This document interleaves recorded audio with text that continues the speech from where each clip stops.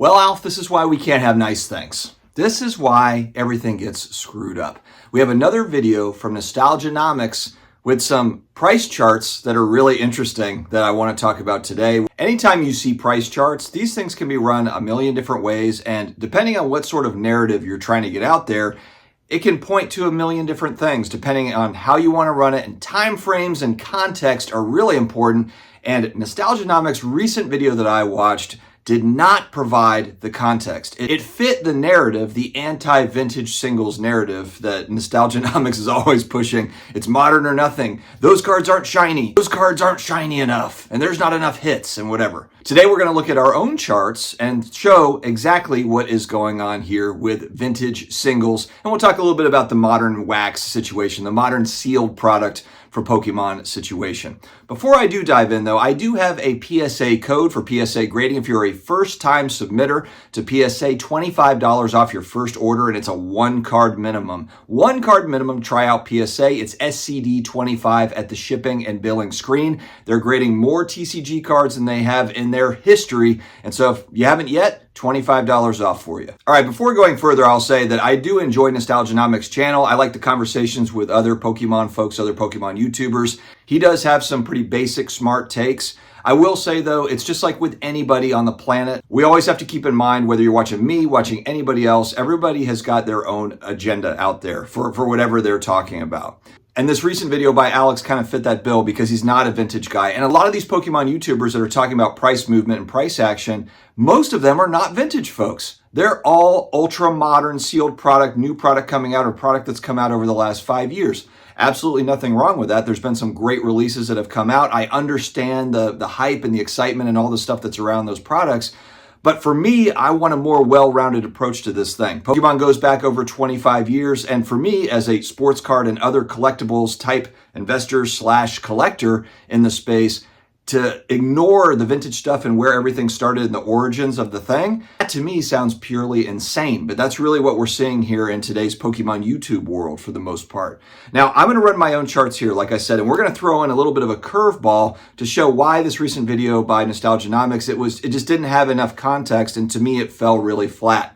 So we're going to look at the 99 Unlimited Charizard PSA 10 because I believe he used that one in his video. We're also going to look at the Unlimited Blastoise PSA 10, and we're going to throw in a 2000 Bowman Chrome Tom Brady PSA 10 rookie card to kind of show that there's some consistency across the collectible space. I think many know we had this little thing called a pandemic, and guess what happened during the pandemic? A bunch of slush money, a bunch of money was printed to shoot out into the universe, blanket stimulus. And what happened to collectibles as a whole. It wasn't just Pokemon cards, it wasn't just sports cards, it was action figures, graded video games, all the stuff in 2020, mid-2020 through about mid-2021. There's like that 1 year bracket of time where price points went absolutely ballistic. It's kind of like that middle finger on the chart where it's like this, and then it's the middle finger, and then it comes across. Well, Nostalgia Nomics video basically has us coming off of the highs from the pandemic and showing how vintage singles have been at a loss for the last 4 years.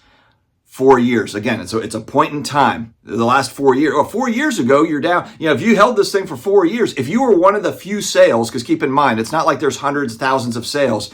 If you're one of the handful of sales that bought at all-time highs during the crazy Black Swan pandemic event, then you're down X amount of dollars. To me, that's a really lousy basis to make a point off of. There was actually a sale going back, I believe it was October of 2020, for one of these Charizards, PSA 10, not first edition, unlimited, PSA 10, of course, for $30,000. $30,000. They currently sit at $13,000. That's one sale. That's one moment in time where it was $30,000. Now, I could do a chart and say like, oh, well, based on that one sale, and now they're sitting at $13,000, you lost X amount of dollars. That's a down arrow of 60% or whatever it is.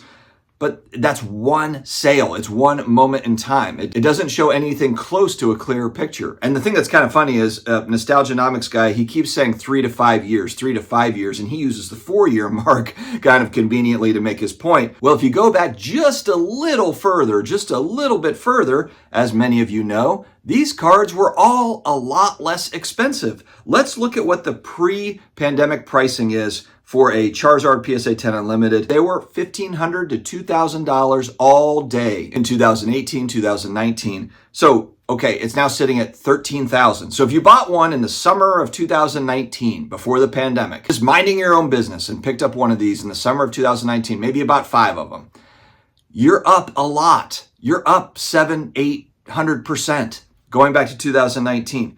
The Blastoise was a $400 to $500 card in a PSA 10. But going back all day, get as many as you want. Well, not as many as you want, but you know what I mean.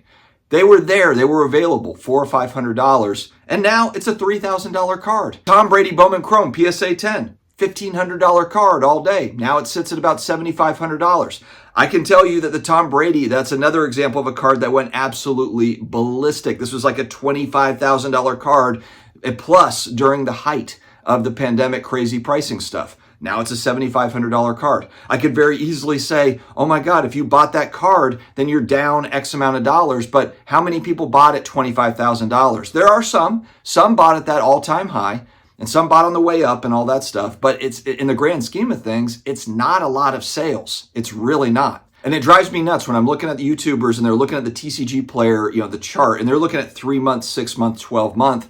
It just gives you a very small sample size of what's going on. If you look at some of these other pricing tools that give you all data, that give you data going back 10, 20 years, it gives you more of an idea of what's going on. I use Market Movers for this. You can use Card Ladder for this. It gives you that data that goes back 10, 15, 20 years, and you could say, oh, wow, actually, a lot of these cards were really flat for a long time. And then, yes, they kind of got some traction in 2018, 19, and then 2020, absolutely ballistic. And then it has corrected, but it's still way, way higher than what it was going back, 2019 and prior. So if you're somebody that was buying trading cards prior to 2020 and you still have those cards, maybe you missed out on selling it at the all-time crazy high point, but you're still, for a lot of these important cards, you're still way up.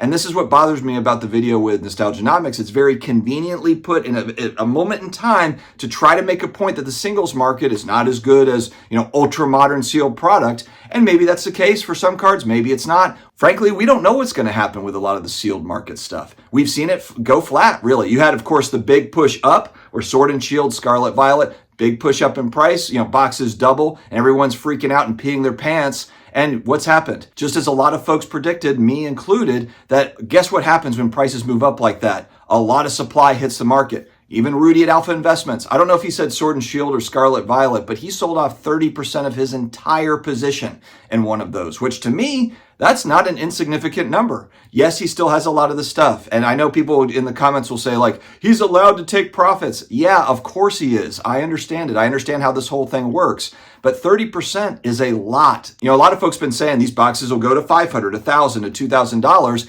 Well, if you really believe that, why do you sell off a huge position? Why not just hold and wait for it to hit the $1,000 a box or whatever you think it's going to go to, and then take money off? Then take more of your position off. I don't know. The Pokemon Company has printed more cards in the last 4.5 years than they have in their history. You need to keep that in mind. It's not scarce at all. There's a lot of really disciplined, sealed holders out there. I'm one of them. I'm a very small fish, and I want to continue adding to that stockpile over time, kind of picking my spots. I do think that there are some really good plays in the modern sealed market, but I think that it's good to have a well-diversified plan when it comes to Pokemon trading cards. And I know that I'm brand new to Pokemon cards, and people, oh, you don't understand Pokemon. You don't understand TCG. Well, I understand collectibles. I know how it works. And I've said, and I do think the new release Pokemon stuff for this year, and I think going into 2026, they're going to be red hot. All the new releases, they're going to sell out. Journey Together boxes are, sold out everywhere, supposedly. You can't get it. It's scarce. If I hear that one more time, man, I can't stand you can't find this stuff anywhere.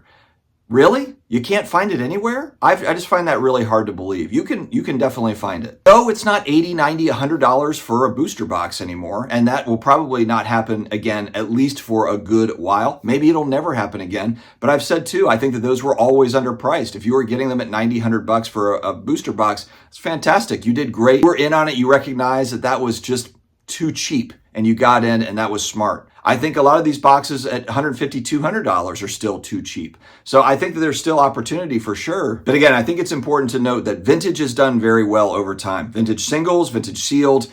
Just go back and look at more of a longer time horizon. Don't take the highest sales ever that were recorded and try to tell me that all this stuff is way down. No, it's not. As for the majority of time frames, it's not at all. It's absolutely not. So anyway, friends, let me know your thoughts in the comments down below. Stay healthy, stay awesome, and I will talk to you again later.